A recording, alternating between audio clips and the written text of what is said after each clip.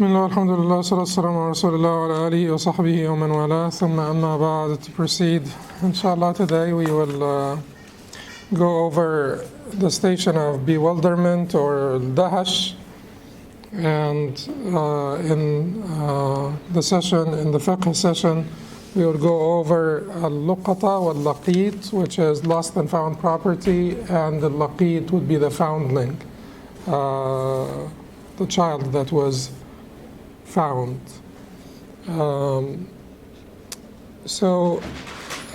We will first go over the station of bewilderment at Daesh, but prior to this I may, address the tragic events that took place in New Zealand the day before yesterday. Basically yesterday, it was the day before yesterday our time, but it was on Friday their time. And I wanted to say that there are so many obligations on us towards the brothers and sisters who may have ascended as martyrs. Inshallah, they would have ascended to their Lord as martyrs, and may Allah subhanahu wa ta'ala accept them into paradise. We have to make dua for them, and we also have to support those communities. Those of us who have connections with Muslim community there, we have to reach out and have to try to support those communities and, as much as we can, whichever capacity that we could support them. In addition to this, this is a good time for reflection. This is an appropriate time for reflection on our condition as a Muslim minority, or our condition as Muslim minorities. And you always want in your responses and your reactions, you always want to be aware, conscious of your motives. And their motives have to be good motives. You have to come out from, a position of abd, a servant of his Lord, who is always looking to please his Lord. That Rabbani perspective, lordly, devoted to the Lord perspective. So your motive has to be always a good motive. It is not an egoistic motive. It's not a nationalistic motive. It is a Rabbani motive.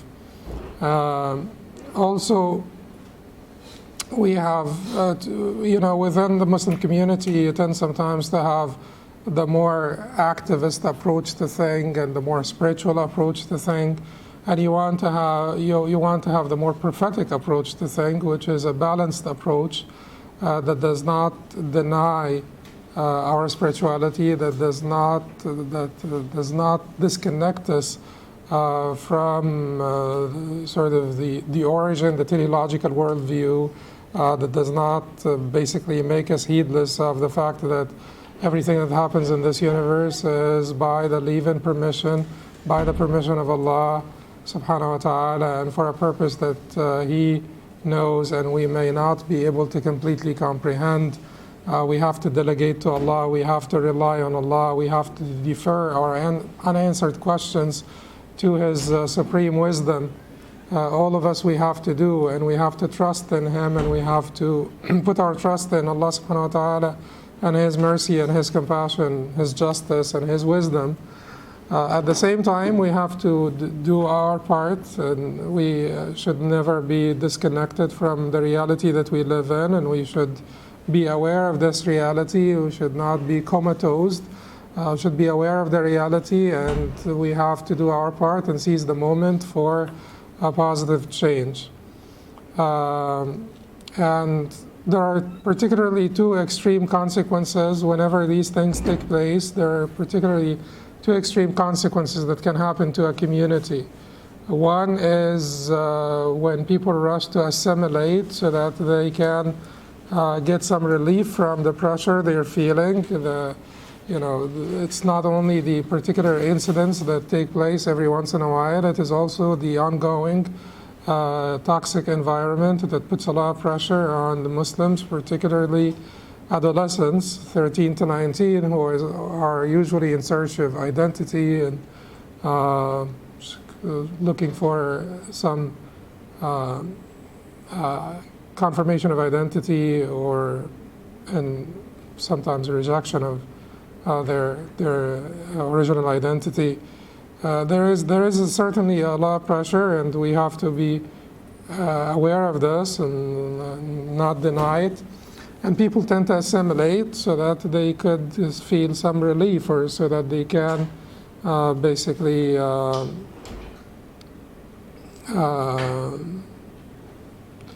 get some respite from the ongoing pressure and the ongoing toxic environment, so that they don't have to feel that they're always under pressure, they're always suspects. And then the other extreme as well is basically to become resentful to sort of the larger society, and to become angry at the larger society, not the particular evil elements or aggressive elements within the society, but the larger society, which leads to emotions of anger and resentment, alienation from the larger society, and failure of sort of healthy integration, failure of healthy integration into the larger society. And alienation from the larger society is not really something that we should be interested in. So between assimilation and unmeasured resistance, we have to chart our path. And it should be, our choice should be measured resistance. Measured resistance is when it is resistance of these evil elements or evil forces, and resistance of wholesale assimilation and giving up of our identity or elements of our identity. And that has to be balanced with also our reaching out to the larger society and connecting with the larger society for the good of our community and for the common good of the larger society. It starts from the masjid where this unfortunate event took place. It starts from the masjid, going back to our masajid and making back that our masajid are arcs of Noah, are welcoming, are also beneficial, helpful, welcoming to all people and beneficial and helpful. They're the sort of our lighthouses, our masajid, our arcs of Noah, our masajid. To go back and make sure that we establish more masajid and greater masajid and more inclusive masajid. We should go back and learn our deen and learn about the beauty of our deen, so that we could disseminate this knowledge, because there is so much misinformation and the misunderstanding. We should go back and also work for justice, because lack of justice is the cause of evil and the cause of violence and the cause of aggression. So we should work for justice at home and abroad. The cause of justice is the cause of God. Allah subhanahu wa ta'ala is al-Adl, He is justice, and the cause of justice is His cause, and we should work for the cause of justice. Certainly, the cause of justice has to be understood also from our perspective, with our Islamic perspective. And but generally speaking, the cause of justice, there is so much common ground between all people. When it comes to working for justice, there is a large space that is common ground. People that agree on what is justice. As Muslims, we do understand that the mind does have the capacity to discern between just and unjust, or good and evil, beautiful and ugly. To a certain extent, yes, it is incomplete. Yes, it is sometimes overshadowed by biases and our iniquities. But basically, with the mind, human beings have been endowed with that capacity. And then we should, most importantly, work. Work for our. I should say, before I say most importantly, devote ourselves to Allah subhanahu wa ta'ala and purify our hearts, but I should say we should also work for the renaissance of this ummah, revival and renaissance of our Muslim ummah, and to pull it out of the state of weakness and chaos that it suffers from. And we can do much. Once we are capable, my idea that I've always expressed is to put your mask on first. Our community needs to be strong enough, competent enough, independent enough to be able to reach out to other Muslim communities and help out. So you put your mask on first before you help out. Because it is important. If you are unable yourself, if you cannot take care of yourself, you cannot take care of anyone else. So you reach out and you try to help, and there is so much that we can do if we're really interested and we have the right intentions. And most importantly and finally, it's always more sincerity and more devotion, because all matters are in the hands of Allah subhanahu wa ta'ala. And we seek all good from Allah subhanahu wa ta'ala, and we seek refuge in Him from all evil. But we have to really work hard to be deserving of His help, to be deserving of His support. We have to work hard on ourselves. We have to purify our egos, or purify our hearts. We have to tame our egos. We have to devote ourselves to the cause of Allah subhanahu wa ta'ala. And we have to put our trust in Him, complete, undivided trust in Allah subhanahu wa ta'ala, and trust His mercy, trust His compassion, trust His justice, trust His wisdom. Nothing happens in His universe without His permission, and nothing happens in His universe in vain, without purpose. He has a purpose in everything that takes place, whether or not we comprehend that purpose. But He had told us that this life is a trial, this life is a test. الَّذِي خَلَقَ الْمَوْتَ وَالْحَيَاةَ لِيَبْلُوَكُمْ. He who created life and death to test you. He did not tell us that life is for enjoyment, that I made this life to be your final abode, that the justice will be established in the life of this world. He had told us that it will be established in the hereafter. He told us to work for justice in this world, but He told us He will take care of establishing justice completely and finally in the hereafter. So we have been told, that there is no surprise. We have been told it is a test, it is a trial. Complete justice will not be established here, will be established in the hereafter. But our role in this life is to work hard to pass the test and work for the cause of justice as much as we can within our capacity. So once again, may Allah subhanahu wa ta'ala accept our martyrs into paradise. May Allah subhanahu wa ta'ala give patience to their families. May Allah subhanahu wa ta'ala heal their communities. And may Allah subhanahu wa ta'ala help our ummah and show us the way out of our current condition and make us more Rabbaniyin than we are, more sincere, more devoted than we are, and more united among ourselves than we are. Now, inshallah, moving on to the chapter of al-Haj, or the station of al-Haj, which is station number 67 in Manaazil As-Saa'ireen by Imam al-Harawi, rahimahullah ta'ala, who died in the year 481 after Hijrah.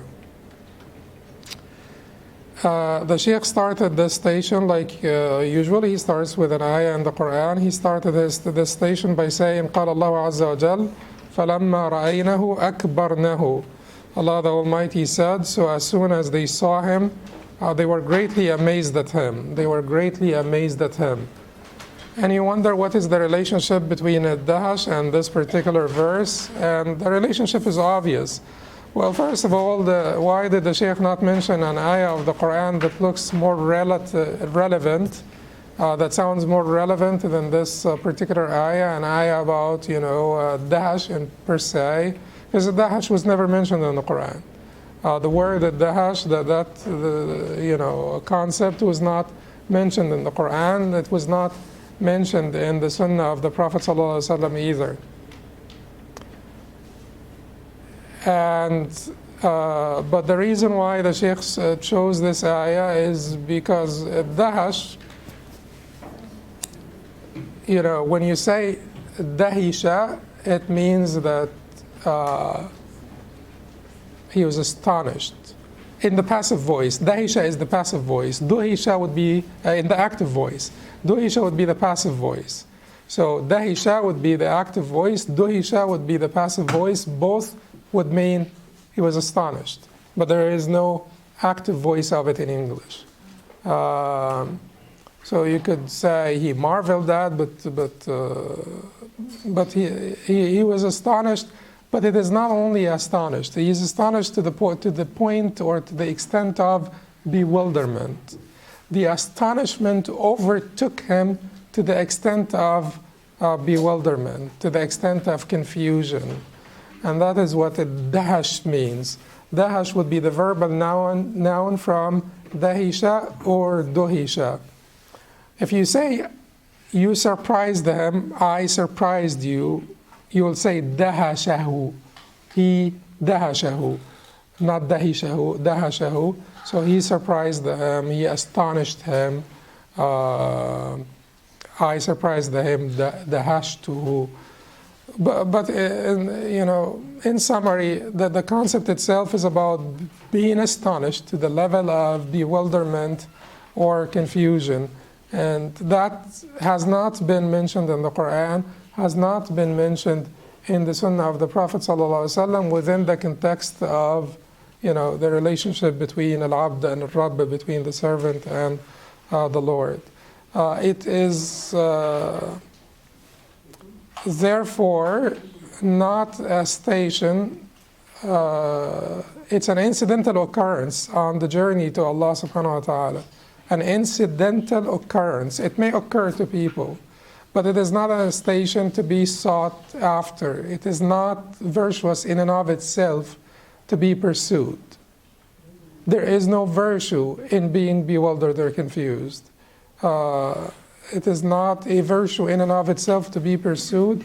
It is an incidental occurrence that may take place on the journey to Allah subhanahu wa ta'ala. You could go through a spiritual state, a disclosure, something or other that will make you astonished to the point of bewilderment and confusion. Do you seek to become bewildered or confused? No. Is it a station that is desired, whether the beginning or the continuity of it, desired in and of itself? No, it is not desired in and of itself, and that is what Ibn Taymiyyah clearly contends or says in his commentary on this book, Manaazil As-Saa'ireen. The best and the most comprehensive commentary on Manaazil As-Saa'ireen is Manaazil As-Saa'ireen by al-Imam Ibn al-Qayyim rahimahullah ta'ala. So Imam Ibn al-Qayyim rahimahullah in Manaazil As-Saa'ireen clearly denies that this is a station to be sought or to be pursued, or that it has any inherent virtue. It's an incidental occurrence. And when we talk more about this, we will shed more light on these incidental occurrences. And because it is important that we sort these things out to figure out what is genuinely part of the journey and what is an incidental occurrence on the journey that is not to be condemned because it's involuntary, so often involuntary, and it is not to be pursued because it does not have any inherent virtue. So what is the relevance now between this verse and Dash? The relevance is obvious. When they saw Yusuf, when the women of the town saw Yusuf and saw the beauty of Yusuf, they were astonished, amazed, shocked, to the point that they cut up their hands. And when we say they cut up their hands, it does not mean that they completely sort of separated the hand from the they just wounded themselves. Like when you're cutting something and then you're not paying attention and you see something astonishing, you could end up, wounding yourself. So they were astonished to that extent that they wounded themselves when they had the knives in their hands. And that is the concept of Dahash. It's a surprise, it's a shock that will make you bewildered and confused and lose connection to your senses, and not only your senses, here, your dexterity, your hands and so on, your eyesight, but you could lose connection to your mind as well. To some extent, where the mind becomes overwhelmed, as the Shaykh will say. Then the Shaykh starts to explain what الدهش means, and he says, الدهش بهتة تأخذ العبد عند مفاجأة ما يغلب على عقله أو صبره أو علمه. Bewilderment is a shock that seizes the servant upon a surprising incident or occurrence that overwhelms his intellect, his patience, or his knowledge. That overwhelms his intellect, عقله أو صبره, his patience, أو علمه, his knowledge. And then he said, وهو على ثلاث درجات, and it is of 3 levels. So here, why would someone want something that overwhelms his intellect, his patience, or his knowledge? It is not that, like I said, it's an incidental thing. It may happen, and if it happens, and that is something that you frequently find, as an explanation of certain statements, utterances, actions by the journeyers, the salikeen, the travelers on this path.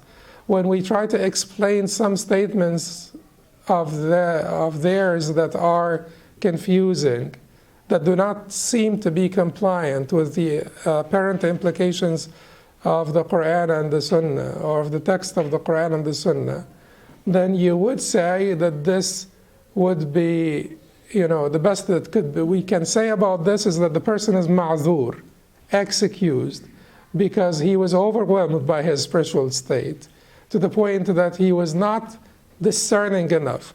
His intellect was overwhelmed. His intellect was overwhelmed by the spiritual sensations, intense spiritual feelings that overwhelmed their intellect. So the best thing that we could say about this is ma'zur, excused. But we cannot say that this is a virtue in and of itself. We cannot say that this is a superior state in and of itself. In fact, we have to always hold the state of the first community, the first generation, to be the highest of all states, the highest of all conditions, the condition of the Prophet ﷺ and his Sahaba. Therefore, when we're looking through our heritage, and it is not limited to Sufism, it is also in fiqh. When you're looking through our fiqhi heritage, aren't we trying to be discerning? Aren't we saying that when we look through fiqh, and certainly everybody within their capacity, because not everybody has the capacity to examine fiqhi arguments, everybody within his capacity, but as an ummah, when we look through our heritage, we're looking with discernment, lovingly but critically, analytically. And that applies also to the Sufi heritage. You look with with a discerning eye, lovingly and critically, so that you could weed out what is not genuine, what is not part of the path that was charted by the Prophet ﷺ and walked on first by his companions radiallahu anhum. So when you examine the Sufi heritage, and then your way to discerning is the example of the Prophet ﷺ and the companions. You have layers. You know, guidance is not simple. But when we look through our heritage, we have our intellect that we should not give up. You should not give up because this intellect is the condition of taklif to begin with, isn't it? The condition of taklif. You're not accountable before Allah subhanahu wa ta'ala without this intellect. He gave you the intellect, and those who were not endowed with the gift of the intellect, they are not mukallafeen, right? Just like children that are not discerning, just like the insane, the majnoon, and the person who have lost their mind. They are not mukallaf. So if intellect is the condition of taklif, should you give up that intellect? No, you should not. You should hold on to your intellect. You need that. You need also your understanding of reality. You need your wisdom, your understanding of reality, which is a cumulative thing that you learn. Hikmah dallatul mu'min. Wisdom is basically the lost property of a believer that he would be always looking for. And you could learn hikmah from all sources, from human experience in general, And then with this, then you are examining our heritage, holding on to the measuring stick, and the measuring stick is layers. At the top of this is the book of Allah subhanahu wa ta'ala, the book of Allah, and the code. And then the commentary, the sunnah of the Prophet ﷺ. And they are not at the same level. Although some people may want to put them at the same level, but they are not at the same level. The book of Allah comes first. Then the sunnah of the Prophet ﷺ comes second. It's the commentary of the code. And the code is not like the commentary. The code is certainly no one argues about the book of Allah being more virtuous. This is the direct speech of Allah. But we're talking about proof value here. We're talking about importance as a proof value. The sunnah as a commentary, and not the details of this. I'm not going to get into the usuli details now because distract us from what we're talking about. In terms of guidance, the code, the commentary, and then the application in the life of the Sahaba radwanullahi alayhim, and then the application in the life of a Salaf, and then the application in the history of our Ummah. It comes like this, And the higher up you go, the more precise, the more distinct and clear the guidance becomes. The higher up you go. So the heritage of our ummah is judged, by the heritage of the righteous predecessors, as Salaf Ridwanullahi alayhim. And their heritage is judged by the example of the companions, the first generation, the very first generation. And they are judged by the way of the Prophet ﷺ, the tradition of the Prophet ﷺ. And at the top of this pyramid is the book of Allah subhanahu wa ta'ala. At the top of this pyramid is the book of Allah. So immersion in all of this will allow you to be discerning and to approach the Sufi heritage critically and lovingly. And in this case, we would say that we will opt for, or we will choose the Sufism of sobriety versus the Sufism of intoxication, of sahwa versus sukr, the Sufism of alertness and astuteness versus the Sufism of bewilderment.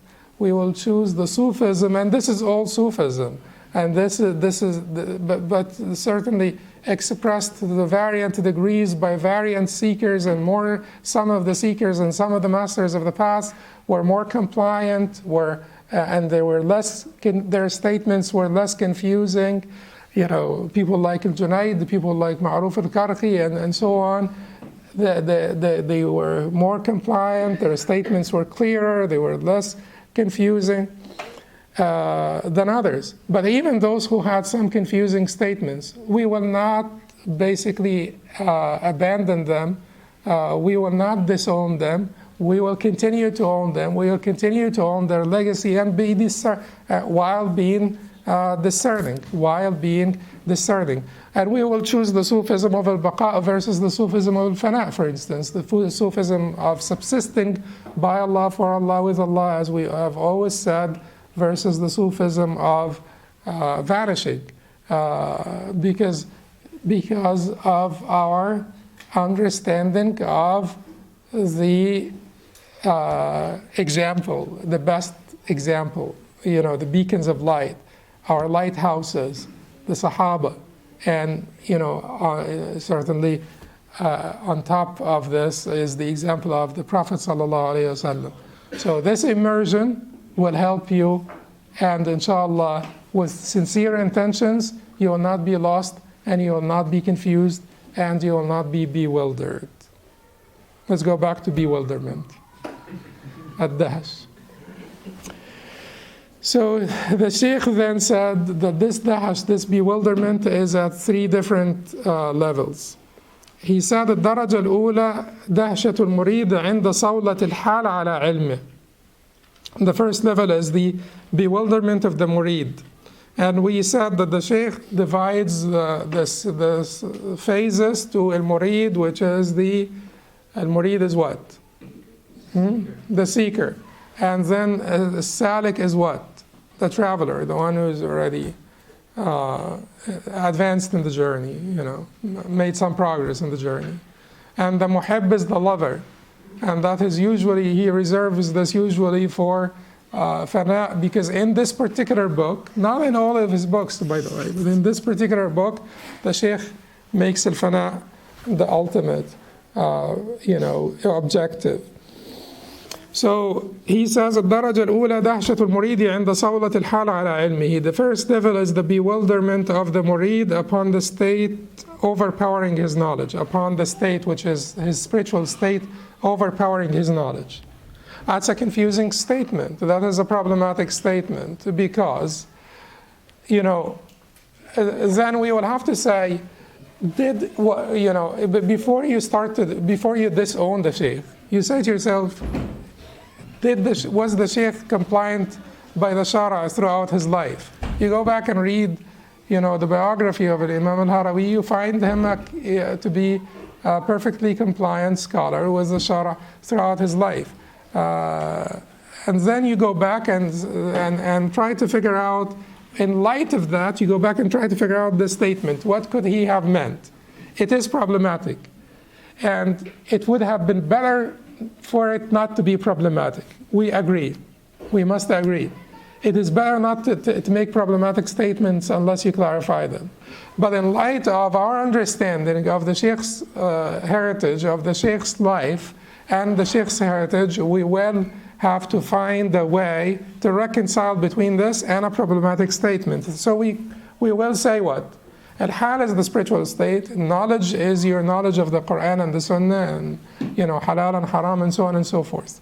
When can the hal overtake the knowledge? When can the hal overtake the knowledge? If they're both valid, one of them has to be corrupted.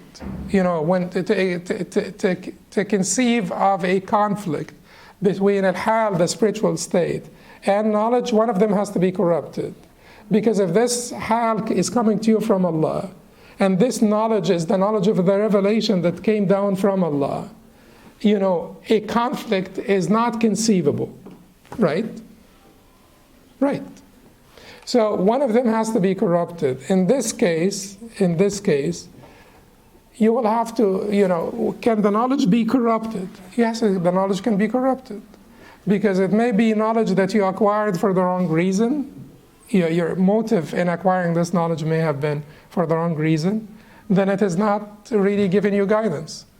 It is not the beneficial knowledge that gives the guidance. وَمَن يُؤْمِن بِاللَّهِ يَهْدِي قَلْبَهُ. In Surah Al-Taghabun, مَا أَصَابَ مِن مُصِيبَةٍ إِلَّا بِإِذْنِ اللَّهِ وَمَن يُؤْمِن بِاللَّهِ يَهْدِي قَلْبَهُ. Whoever believes in Allah, and that is true iman, يَهْدِي قَلْبَهُ. Allah will guide his heart. So Allah may guide your heart at one point that the knowledge that you've acquired, you may have not acquired it for the right reason. That the knowledge that you have acquired may be defective. That it may be incomplete. it may not be contextualized, you know. You may not have enough power, ijtihadi power. You know, you may not have ijtihadi power to apply it. Go seek help from someone else because your limitations are hurting you. You may have acquired the right information. The knowledge itself, the knowledge as in al-ilm, the knowledge, is correct. The information that was passed on to you is correct. But you may not have the capacity to apply it in whichever reality that you live in. Go seek help. Your hal will tell you, go seek help from someone who knows better or from someone who knows more. So the hal may be kashif in this case. The hal may disclose to you that your knowledge may be corrupted for some reason, whether it is failure of intent or failure of judgment. Failure of intent or failure of judgment. But your ilm is corrupted somehow, fasid somehow. But the knowledge that is from Allah, the knowledge of the revelation, the Quran, the Sunnah, you know, the tradition of the Prophet ﷺ, the examples, the clarifying examples of his companions should always be, and that is the distinction, that is the distinctive criterion between awliya ar-Rahman and awliya al-Shaytan, between the Sufism that is compliant and the one that is not compliant. The criterion is the knowledge, the pure knowledge of the revelation should always govern any hal, your interior, your exterior, any of your ahwal should always be governed by the correct, valid knowledge of the revelation, the Quran and the Sunnah of the Prophet ﷺ. Okay, and then you may say, what if the hal if the hal overcomes the knowledge? One thing you could say, that the person could be excused if it is truly so. If it is truly so. Just like we said that Imam Taymiyyah found like an excuse for Abu Yazid al-Bistami rahimahullah wa radiya anhu. Abu Yazid was a great seeker, and you know, Abu Yazid is the one who said Subhani, glory be to me, because he was in that state of al-fana. So you find someone as compliant as Ibn Taymiyyah rahimahullah, finding excuse for Yazid and say it may be a state of sukr, so spiritual intoxication that overwhelmed him. He would recognize that the Sahaba were always in a better state because they were established in their spiritual states and they were never overwhelmed. Their intellect was never overwhelmed. They were in better states. But he recognizes that Abu Yazid al-Bistami rahimahullah is a great scholar, is a great seeker, is a devoted worshipper of Allah subhanahu wa ta'ala. So he finds excuse for him and says, maybe he said this in a state of spiritual intoxication, and then he clarifies that when you are in a state of spiritual intoxication, you may say a few words, not a treatise. You don't write a treatise in a state of spiritual intoxication. You may say a few words, and then when you wake up from that state, you recant them. You take them back, you recant them. But then you are excused if your intellect has been overwhelmed by your intense spiritual feelings. So here is al-hal and al-ilm. One, you are excused. The other one is when you're not at fault necessarily, or you're not at clear fault. When it is about priorities, when al-hal leads you to a priority that may be different. It's not about haram and halal here. There is no irreconcilable conflict here, but we're talking about priorities here. Seclusion versus, for instance, going to jama'ah, going to the congregation prayer. If you are enjoying your state of seclusion or your state of togetherness with Allah subhanahu wa ta'ala, and you're trying to choose between going to the jama'ah in the masjid or staying in your jam'iyyah with Allah subhanahu wa ta'ala, your togetherness with Allah subhanahu wa ta'ala. And then you make whichever decision. This is choosing between priorities, right? This is not about halal and haram. Unless it's about Salat al-Jama'ah, it's a different story.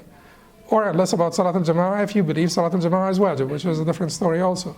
But if you believe like the majority that Salat al-Jama'ah is mustahab or mu'akkada, then we're talking about priorities here. What do you prioritize here?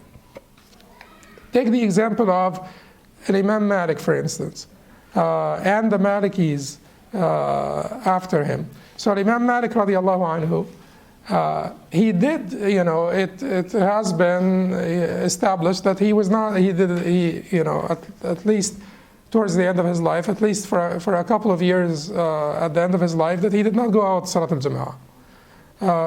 And he preferred seclusion. Whether this is to avoid fitna, because Muhammad, Sahab al-Nafs al-Zakiyya, Muhammad ibn Abdullah ibn al-Hassan, Sahab al-Nafs al-Zakiyya, had already started a rebellion against al-Mansur, al-Khalif al-Abbasi, or whether this was because of some health condition that he had, or whatever it was for.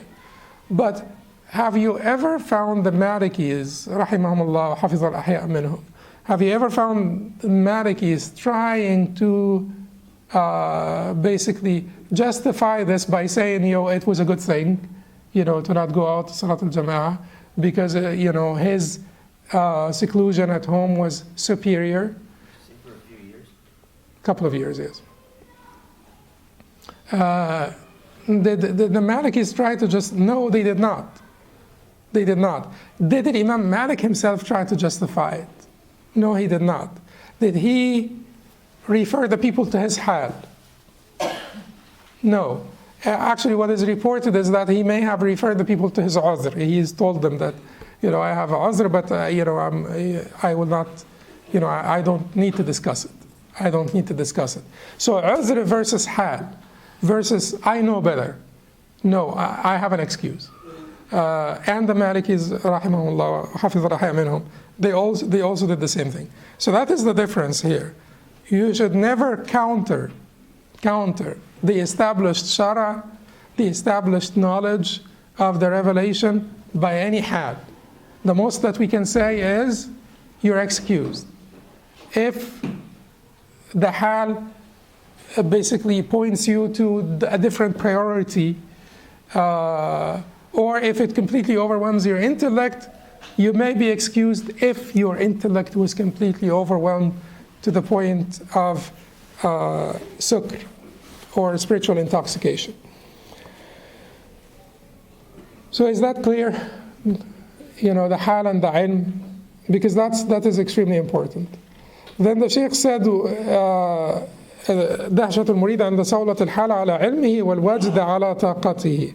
The first level is the bewilderment of the murid upon the spiritual state overpowering his knowledge, the ecstasy, al-wajd, overpowering his tolerance. And we just last time we talked about al-wajd.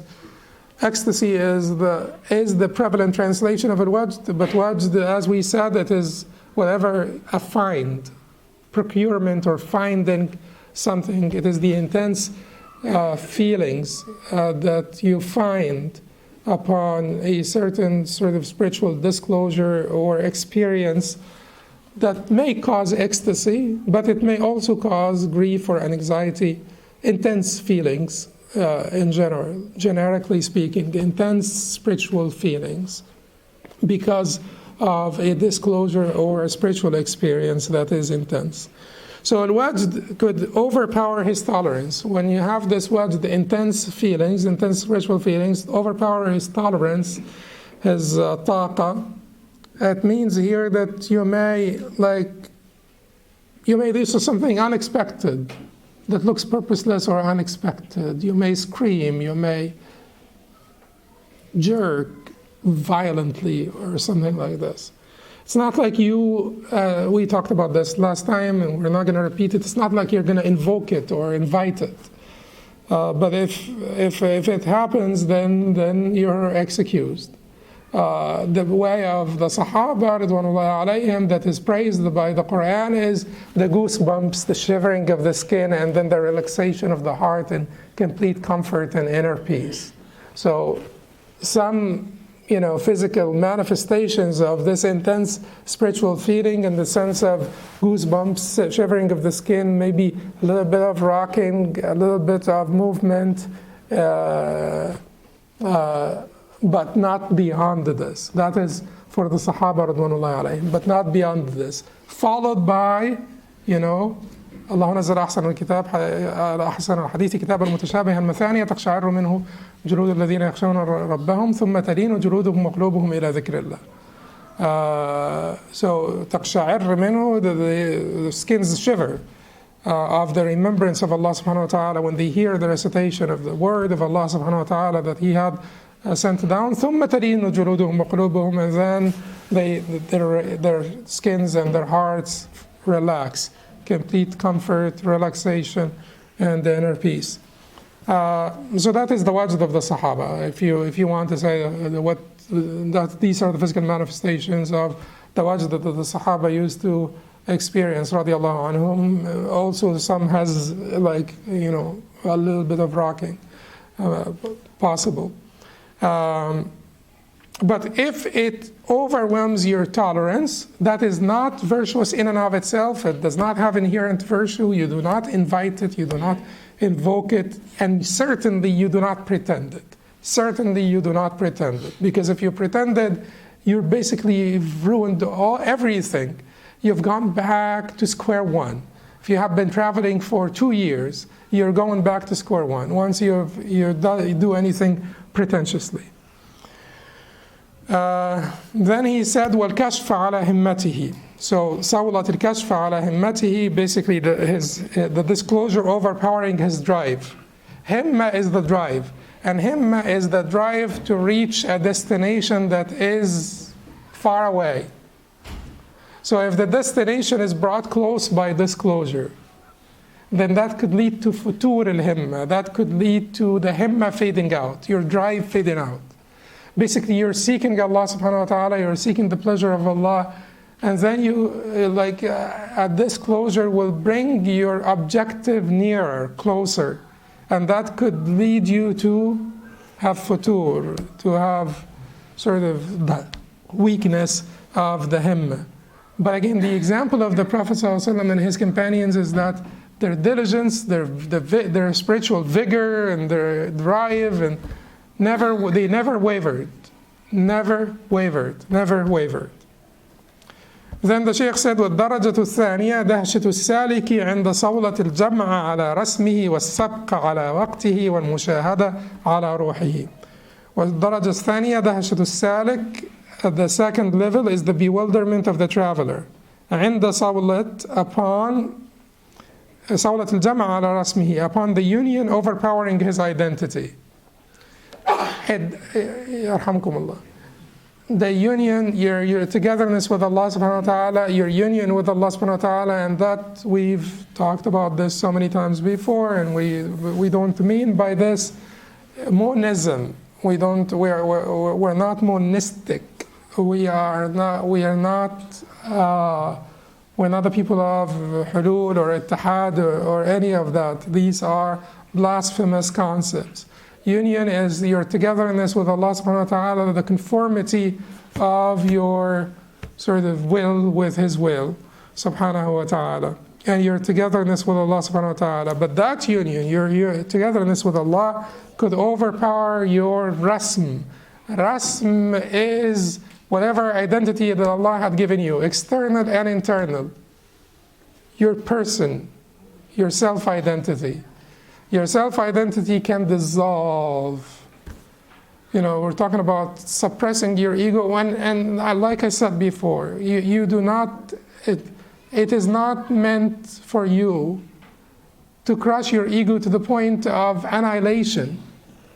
It's meant for you to suppress your ego so that it does not distract you from the pleasure of Allah. It does not compete with the pleasure of Allah in your heart. It does not cause you to be envious or aggressive towards people or too competitive and so on.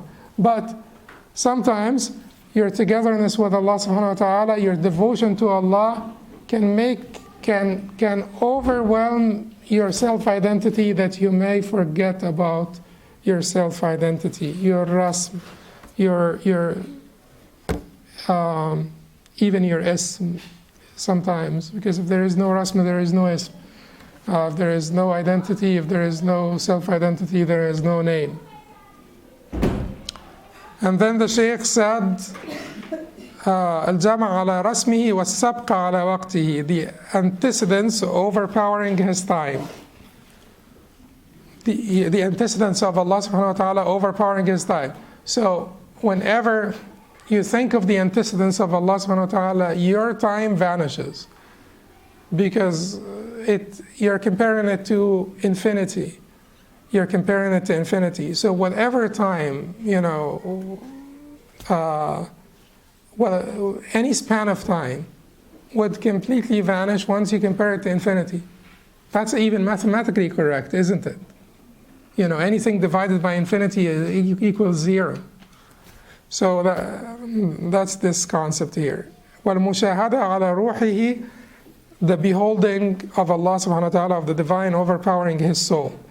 His soul may not tolerate the beholding of the divine. And as we said before, true complete mushahada will happen when? In the hereafter. The complete mushahada will only happen in the hereafter. Here in this life, you are veiled by, your iniquities, your faults, your flaws, which you will never be able to completely transcend in this life. You're also veiled by or impeded by the substance, the material substance of the at-tin wal-ma, the soil and the water.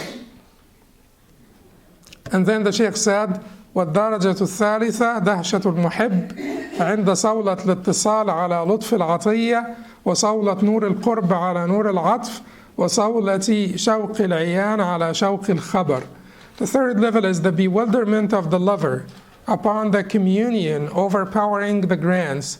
So your communion, the ittisal, your connection with Allah subhanahu wa ta'ala will obscure your, the grants, the gifts of Allah subhanahu wa ta'ala.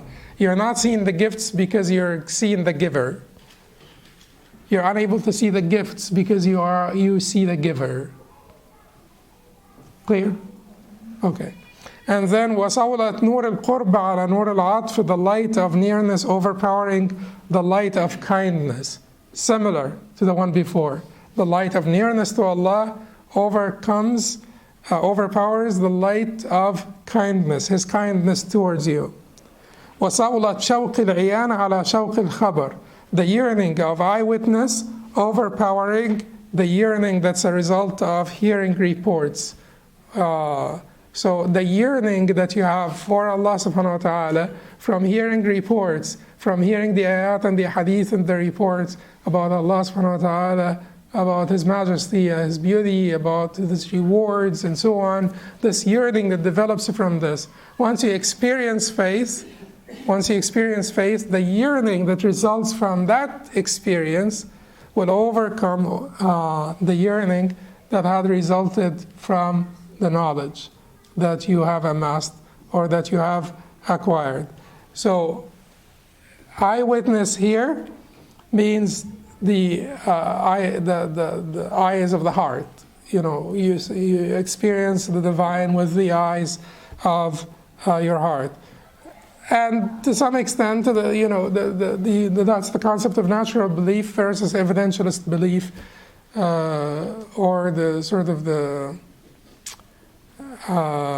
experiential belief versus belief acquired through conviction.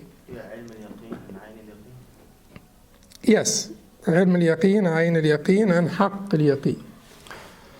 So he's talking here about عين اليقين, certainty of eyewitness. So the yearning of eyewitness overpowering the yearning that is a result of hearing reports, and